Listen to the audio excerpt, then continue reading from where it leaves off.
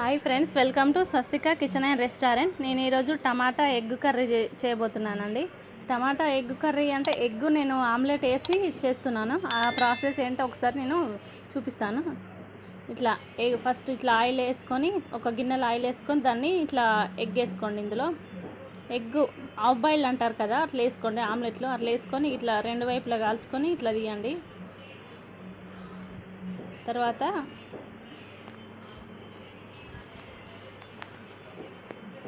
ఒక కడాయి పెట్టుకొని దానిలో ఆయిల్ వేసుకున్నానండి. ఆయిల్ హీట్ అయ్యాక జీలకర్ర వేసుకున్న తర్వాత ఆనియన్ కట్ చేసుకున్నటువంటి ఆనియన్, పచ్చిమిర్చి వేసుకున్నానండి. ఆనియన్ కొంచెం మంచిగా మగ్గినాక నేను అల్లం వెల్లిపాయ పేస్ట్ వేసుకున్నాను. అందులో అల్లం వెల్లిపాయ పేస్ట్ వేసుకొని ఒకసారి కలుపుకున్న తర్వాత పసుపు వేస్తున్నానండి. పసుపు వేసుకొని ఒకసారి మంచిగా ఇట్లా కలుపుకోండి. తర్వాత టమాటా యాడ్ చేస్తున్నా.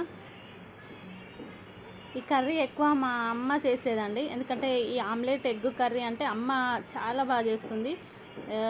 సో నేను మా అమ్మ దగ్గరే చూసి నేర్చుకున్నాను ఈ కర్రీ. బాగుంటుందండి, టేస్ట్ బాగుంటుంది. మీరు కూడా నచ్చితే ఖచ్చితంగా ఎప్పుడు ఎగ్గు అంటే బాయిల్డ్ ఎగ్ లేకపోతే కర్రీ టమాటాలు అందులో కొట్టిపోయడం అట్లా కాకుండా ఇట్లా ఆమ్లెట్లతో ఒకసారి ట్రై చేయండి, బాగుంటుంది టేస్ట్. సో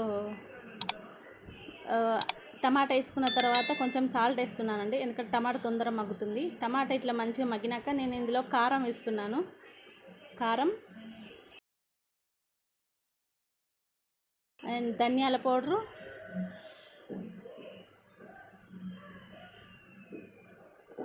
సాల్ట్ వేసుకొని ఒకసారి మంచిగా కలుపుకుంటున్నాను. చూడండి, టమాటా మంచిగా మగ్గిందండి. సో ఇప్పుడు నేను ఆమ్లెట్లోను బాయిల్డ్ ఎగ్ చేసుకున్నానండి. సో ఇప్పుడు అవి రెండు ముక్కలుగా కట్ చేసుకొని కర్రీలో వేస్తున్నా. ఇట్లా ఆమ్లెట్ టమాటా ఎగ్ చేసుకోవడం వల్ల ఆమ్లెట్ చాలా జ్యూసీగా అవుతుందండి. ఈ కర్రీ చాలా బాగుంటుంది, అప్పుడు ఆమ్లెట్ టేస్ట్ అదిరిపోతుంది, చాలా బాగుంటుంది.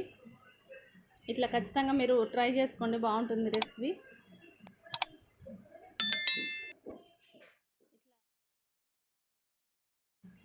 కొంచెం ఎగ్స్ వేసుకున్న తర్వాత కొత్తిమీర, కొంచెం ధనియాల పొడి లాస్ట్గా వేసుకొని ఆఫ్ చేసుకోవడం అండి. అంతేనండి, చాలా చాలా సింపుల్ అండ్ టేస్టీ రెసిపీ అండి. సో టమాటా ఎగ్ కర్రీ మీరు కూడా ట్రై చేసుకొని ఎలా వచ్చిందో నాకు, ఇలా ఆమ్లెట్లు వేసుకొని చేసుకొని ఎట్లా వచ్చిందో నాకు కామెంట్ రూపంలో కామెంట్ చేయండి. మీకు కనుక ఈ వీడియో నచ్చినట్లయితే లైక్ చేయండి, షేర్ చేయండి, సబ్స్క్రైబ్ చేయండి. Thank you.